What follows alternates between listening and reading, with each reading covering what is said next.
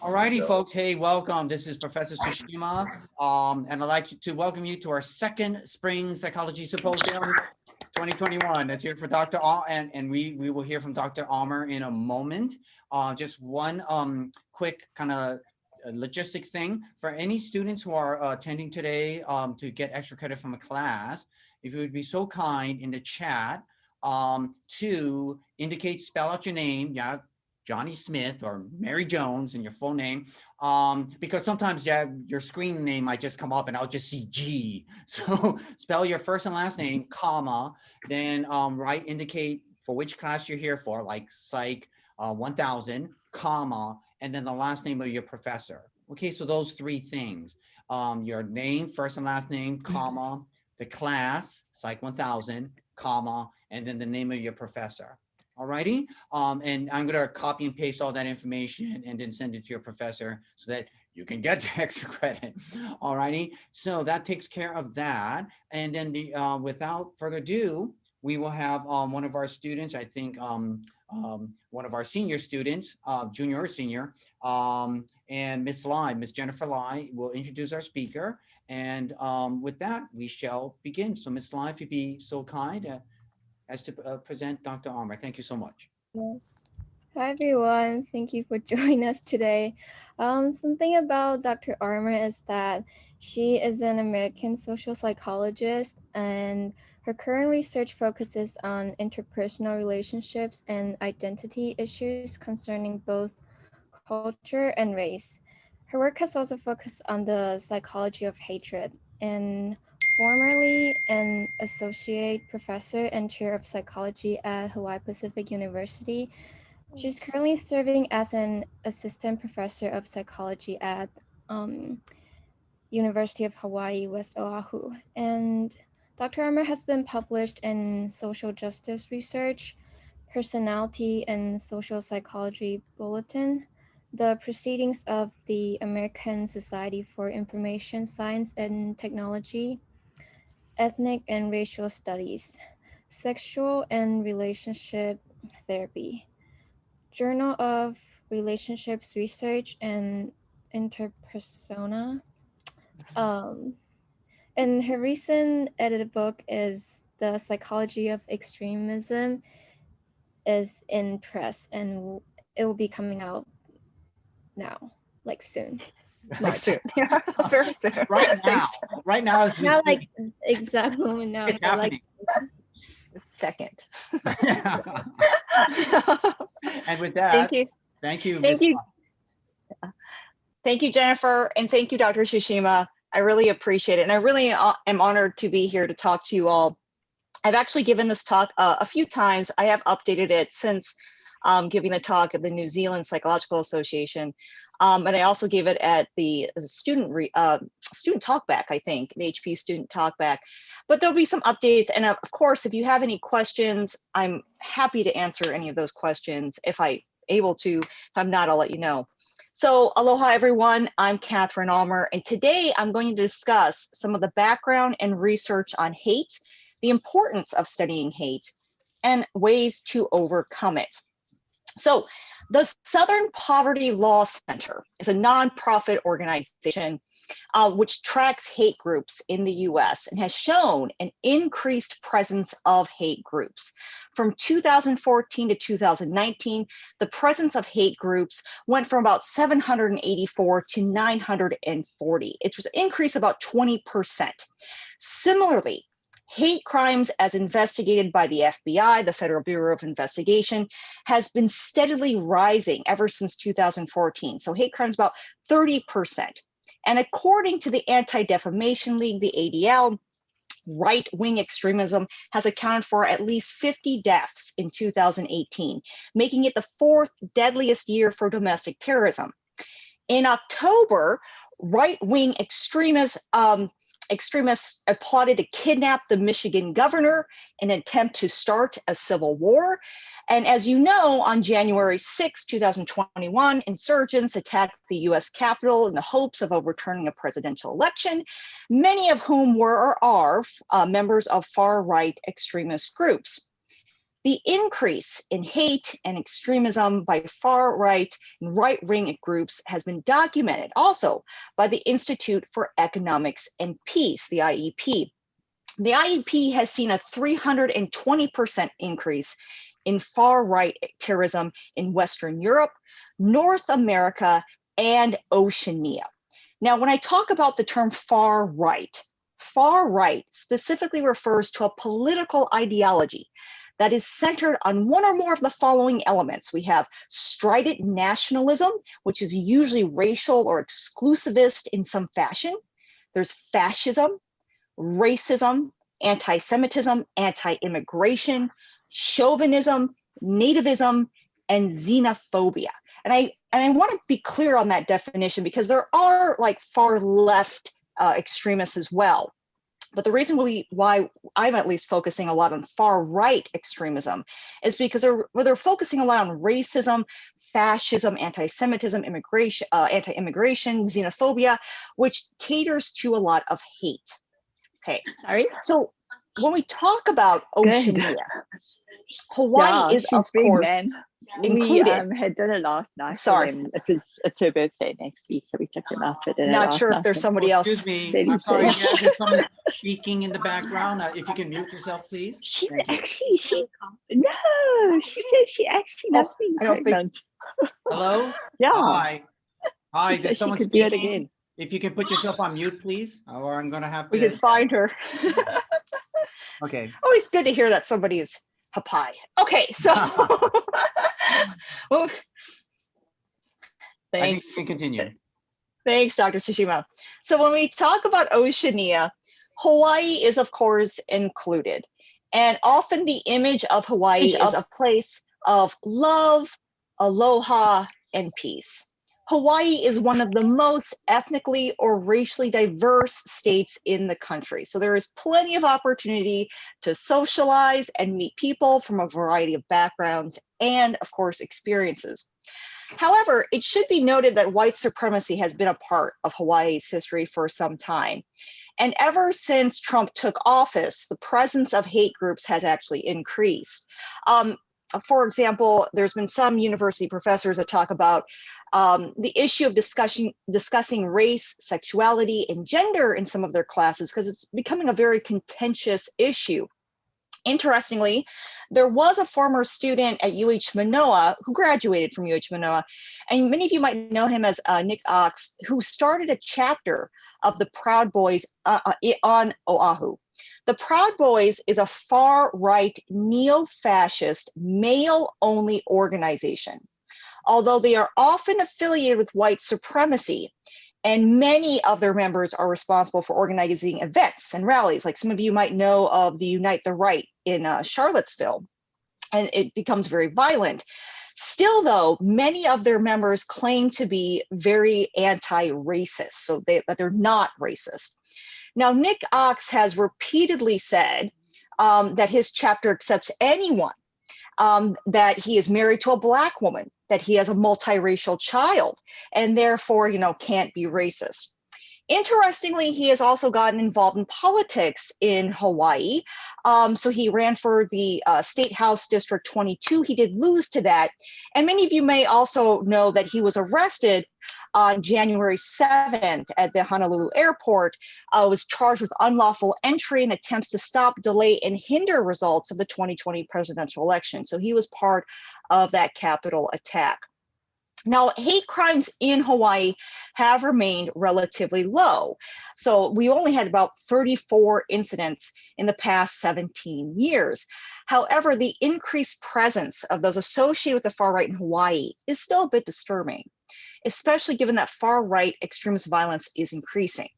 And so when we discuss these issues of the far right and racism, much of the underspoken sentiment surrounds the emotion of hate. However, before I get into hate, I'd like to first talk a little bit about racism.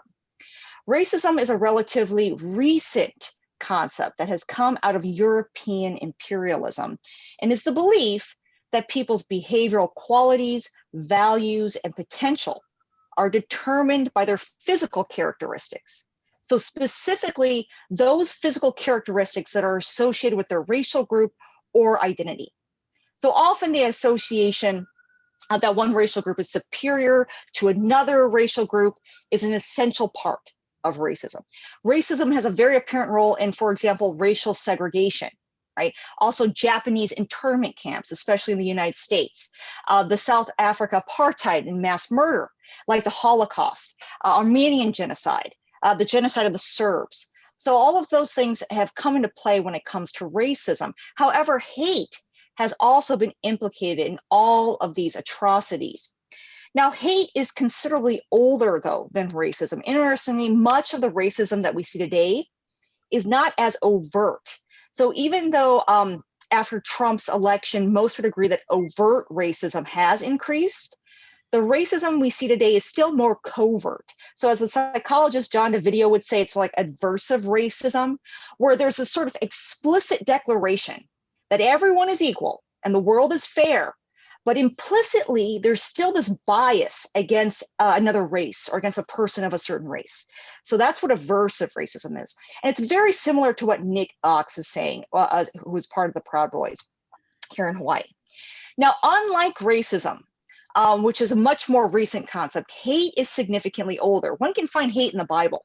So for example, if anyone says, I love you, I love God, and hates his brother, he's a liar. For he who does not love his brother whom he has seen cannot love God whom he has not seen. So hate is even mentioned, of course, more specifically in the Bible, and even in some ways kind of in a positive light. Like, for example, there are 6 things that the Lord hates, 7 that are an abomination to him: haughty eyes, a lying tongue, hands that shed innocent blood, a heart that devises wicked plans, feet that make haste to run to evil, a false witness who breathes out lies, and one who sows discord among brothers. So the idea is that hate sort of has a purpose, a place, even in the Bible. Now, when it comes to the psychological study of hate, Freud and many psychoanalysts have discussed hate as a form of thanatos. So thanatos is sort of this drive for destruction. And from a countertransference perspective, so having some sort of in a therapeutic relationship, having this kind of countertransference involved with hate, and also ambivalence. However, the scientific study of hate has been much more recent. So Sternberg was really the first to kind of come out with a theory for hate. He created this triangular, or what he calls a duplex theory of hate, that defined hate as being composed of 3 factors. We have disgust at the top, we have this anger, passion at the far left, and we have this devaluation or dehumanization aspect, which is at the right part of his triangle theory for hate. Now, after Sternberg's research, those in my lab investigated the definition of hate by laypersons, so people just out in the field. We sampled about a little over 500 participants, so actually near 600, and we asked them what they think hate is. And we allowed participants to provide free response.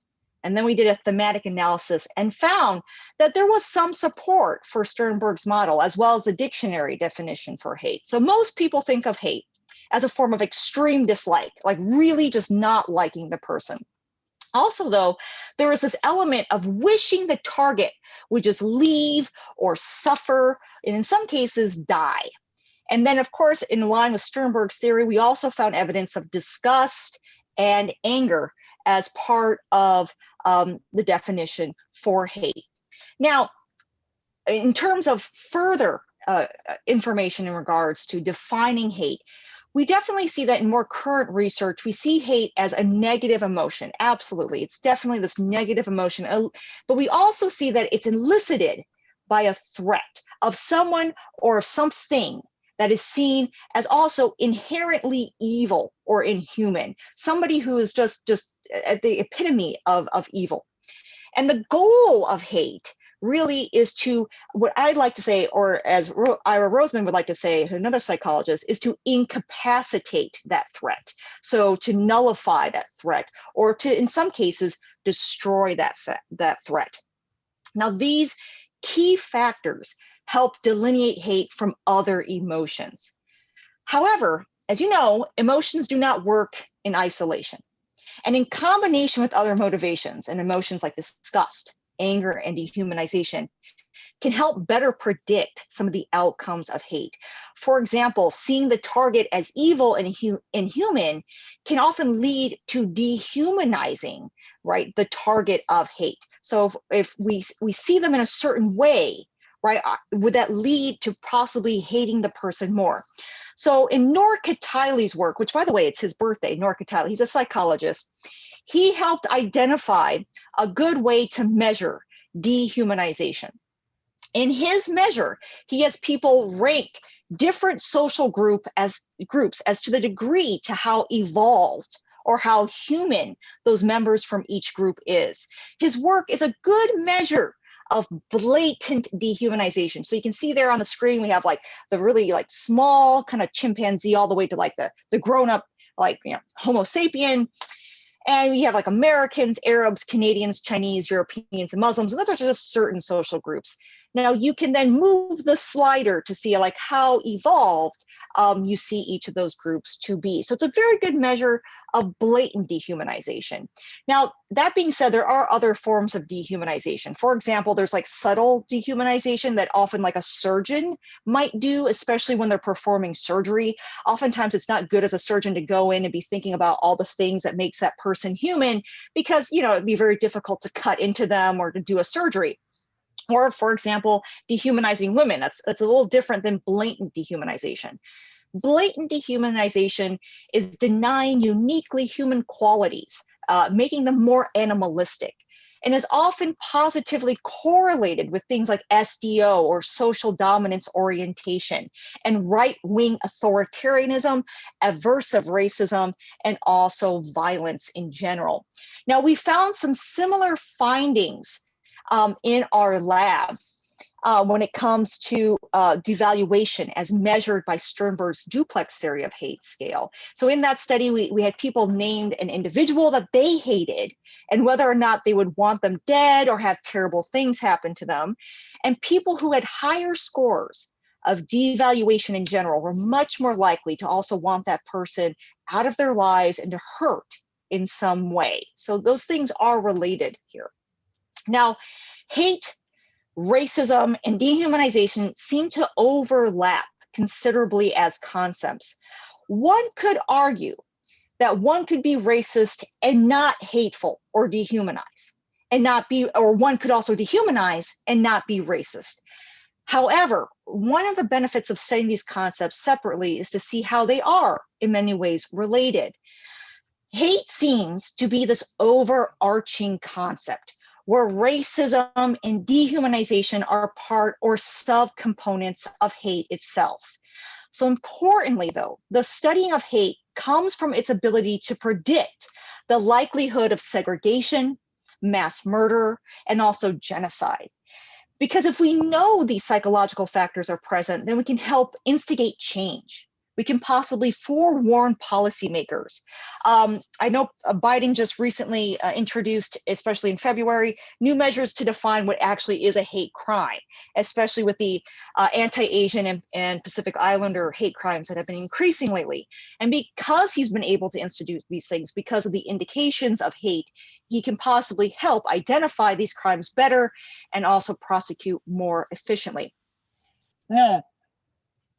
We can also see how hate is a unique emotion and predictive of violence itself. And we see this especially in Aaron Halpern's work. Aaron Halpern's also another psychologist that studies hate. He sampled Israeli Jews and asked them about their feelings towards Palestinians. He also asked them about any behaviors that they would endorse to have happen to Palestinians. And he found that, not surprisingly, that there were high levels of anger and fear and moderate levels of hatred. However, what was unique about his study is that Halpern found that hate was unique in predicting different levels of violence, specifically, for example, removal or destruction of Palestinians, to do evil to Palestinians, to support the political and social exclusion of Palestinians, and the disengagement and separation of the two groups of Jews and Palestinians there. Now, what was also interesting about the study is that we wondered if the social identity of the participants matter. So we can see here that hate is good at predicting these different types of violence, but does the identity of the person matter? How does identity impact the propensity to feel, for example, certain emotions like hate? And so we also did a study in the United States. And in this study, which is actually, we're still collecting some data on this, we sampled 85 people through Amazon Turk who all live in the United States. Of the 85 people, we sampled about a third of each identified as being liberal, conservative, and a part of an extremist groups.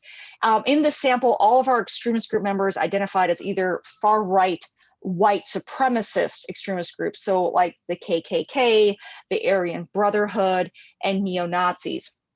We then asked them to rate other social groups, for example, Mexicans, Muslims, transgender individuals, Black Americans, white Americans, Jews, and law enforcement on 3 factors: on their humanity, so using that dehumanization scale that was created by Nora Katiley and Emil Bruno, and also we asked them how threatening they saw each of these groups, and also how much hate they had for each of these groups. Now I'm going to walk you through some of the graphs here that we found. Now, as you can see on the x-axis here, we have the different social groups like Mexicans, Muslims, Russians, transgender, Black, white, Jews, and law enforcement. On the y-axis is the extent that they feel about these different members. In the red, we have conservative, blue line is liberal, and the yellow line is extremist groups. Now, this is the extent of dehumanization. Now, the higher the score is, the more human each of these people see these groups. The lower the score, the less human, or the less humane, or the less humanity they give to each of these groups. So you can see for like a lot of conservatives and liberals, they're seeing all of these groups as pretty high in terms of their humanity. But when you look at extremist groups, you see a lot more variability. So you can see, like, for extremist groups, whites and Russians are seen as very human. But like, for example, Blacks, Muslims, those that identify as transgender are seen as less human. Then we also asked them, of course, about threat, like how much threat they saw from each of these groups. Now, for the conservatives, you can see a little spike in terms of Muslims, seeing Muslims as slightly more threatening. However, the other groups, less threatening. For liberals, you can see a little more flat line, with Jews being the least and transgender being the least threatening, and actually whites being slightly more threatening. But extremist groups, again, you can see there's a lot more variability going on. And you can see that they see a lot of threats from Muslims, Blacks, and Jews, and the least amount of threat from whites and Russians, right? So you can see that there's this difference there. And then, of course, we see how much they hate each of these groups. Again, very low. So for liberals and conservatives, very low amount of hate. We tend to see that quite a bit in a lot of our data, where a lot of liberals and conservatives are like, nah, I don't really hate these groups that much. You know, it's not, I don't really have any hate if at all, from on a 1 to 5 scale. But for extremist groups, that's different. And you can see for those who are part of extremist groups, high level of hate for Muslims and Blacks, very low for white and Russians. They're much more in line with conservatives and liberals for that in that regard. Now, what we also wanted to see is how these elements are correlated. So we specifically wanted to look at dehumanization and threats, and how they're correlated with one's hate. The idea is can we predict one's hate from whether or not they're dehumanizing or they see the target as a threat? As you can see, for conservatives, liberals, and extremists, dehumanizing a target and hating them is not that well correlated. There is some correlation there, 0.37 to 0.44, so there is some correlation there. But there's a much stronger correlation, especially for those that are part of extremist groups, in identifying the person or the target as threatening and then having hate towards that group. So the idea is that seeing a group as threatening really can lead to one's likelihood to hate that person or that group or that social group. Okay, so those are the results that we found so far. Now, if we go back to the definition of hate as a negative emotion, and we see it as elicited by threat, seeing the target as evil or inhuman, and with the motivation right, to incapacitate or to destroy that target of hate. What we want to try next is to look more at the probabilities of violence. Now, in Aaron Halpern's work, he showed a strong relationship between hate and violence, but this may be especially important or dependent, of course, from what we see on the identity of the individual. So the capacity to do violence from one's hate may have a lot to do with how one identifies and how one identifies other people. Okay. Now, for many, the joining of an extremist group is not about the hate. Rarely do people get into extremist groups because they're like, oh, okay, I really kind of like just hate this group and I'm going to join this group. That's really actually quite hard to do. It is actually much more of a quest for significance. And a lot of that research is finding that there's this need, this quest to be significant. And it can often be shrouded in words like honor or religion, loyalty, family values, or even like perks in the afterlife. Like, oh, if I do these things, then I will get like, I don't know, 700 virgins in the afterlife, that type of thing, right? That's happening. Now, often this drive for significance comes from its loss. So maybe it was like a violent encounter with an outgroup member or being embarrassed by an outgroup member and seeing them as a threat. Or maybe it's diversification of one's neighborhood. So you're seeing more immigrants or people who look differently and you start seeing them as a threat. And this is especially true in the United States, where we're seeing this majority minority shift. So this is a psychologist, Jennifer Richardson. She talks about this big shift, and by 2035, for example, whites will no longer be a majority in the United States. And this can be very threatening for a variety of different groups, but it can be especially threatening for those who identify as white. Now, the quest for significance can be even seen in the writings of far-right extremists who tend to present themselves as almost flawless and without fault. If we go back to Nick Oakes, he often paints himself as a humanitarian. He has a mixed race child. He's married to a Black woman. There seems to be this sort of disconnect between how members of an extremist group see themselves and how others see them. And that makes sense, especially if one belongs to a group that they know society views negatively. So if one's part of a group and they know, hey, society does not view us positively, it's very negatively, this can be kind of like a protective feeling. In fact, it could be a part of aspiring that significance that people are going for. And that belonging to this group, which is seen as so negative and ostracized, can actually help the person feel like, hey, I must be doing something of great significance because so many people hate this group that I'm a part of or sees this group negatively. It can also produce a bit of a cognitive dissonance. So it would make sense to present oneself as good and great while keeping also a distance from society's views. And by holding these two views separate, the personal private and the public, that is, like those two views separate, this might help create a bit of authenticity to one's significant story, that one is out there being explicitly humanitarian and is very great and nice and positive, but in terms of their private views, much more negative. The one where the hero is sort of like basically being misunderstood or maligned publicly, but privately is also doing quite good. And we do find actual evidence for this. So we asked our participants in our group perception study that I just showed you about if they personally considered their group to be a hate group and whether or not they thought society thought their group was a hate group. So if you look at the results here, you can see whether they personally think their group is a hate group. Many of them are very low. So conservatives and liberals both think, hey, I don't think being a conservative is a hate group. Neither do most liberals, right? They're like, I don't think people think we're part of a hate group. Does society think you're a hate group? Now that's in the red bar, right? And you can see, maybe conservatives, maybe some people might see us as a hate group, but I'm just a conservative. Extremist group members, on the other hand, they personally tend to have this kind of low idea that they're part of a hate group, but they know that society often views their group as a hate group. So they are well aware of this disconnect between their private views and the public and how society sees them.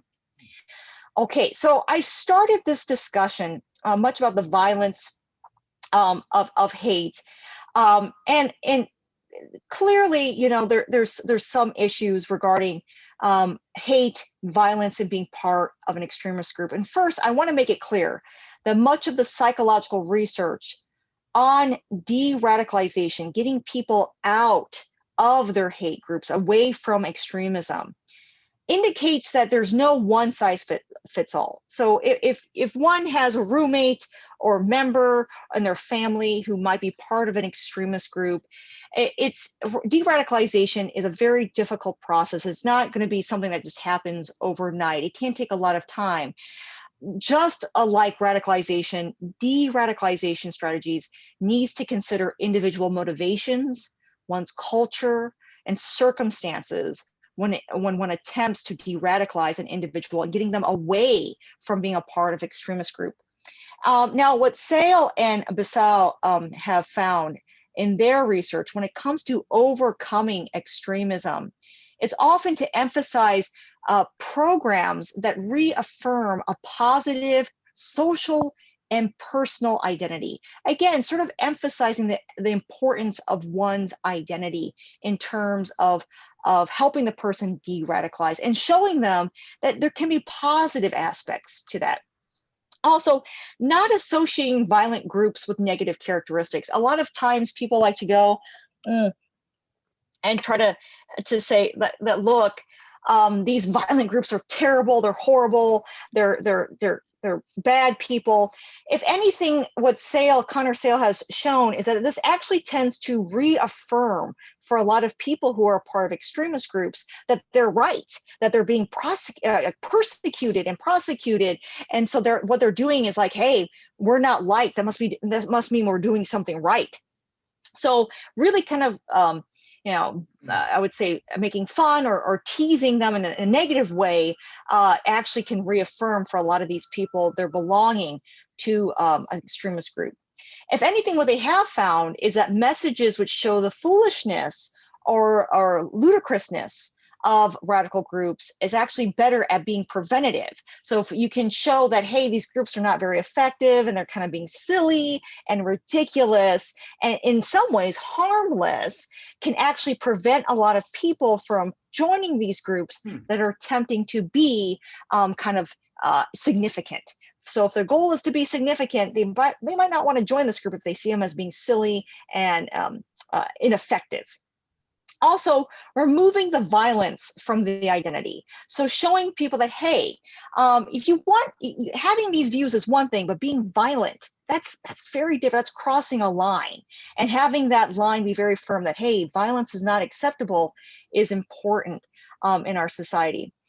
And then finally, I want to emphasize that as the globalization of our world increases, there will be an increase in diversity. That's just going to happen. And although a lot of the psychological literature emphasizes how important diversity is, it seems to be that we are missing some of the aspects of diversity in regards to the darker parts of humanity. Diversity can be very good, especially in increasing creativity and helping problem solve and just having a better open view of life. That being said, not everyone is that open and warm to that idea of a diversity, and identifying these things and helping people overcome these things is important. Also, as just to recap, identity does seem to be an important factor as well in helping people understand where their feelings can come from and to also prevent violent action. And then I think it is important in the psychological sciences to do much more research aimed at understanding what works and doesn't work as diversity increases in the United States. And of course, understanding intergroup hate and interpersonal hate at different levels is important as well. I talked mostly in this talk about extremist group membership, but of course, there are other aspects of hate too. That's the end of my talk. I'd like to say thank you to HPU for inviting me. I really appreciate it. To UH West Oahu, the HPU lab members I have, and of course for all of you for attending this Zoom conference and being here as an audience. Really appreciate it. Thank you so much for your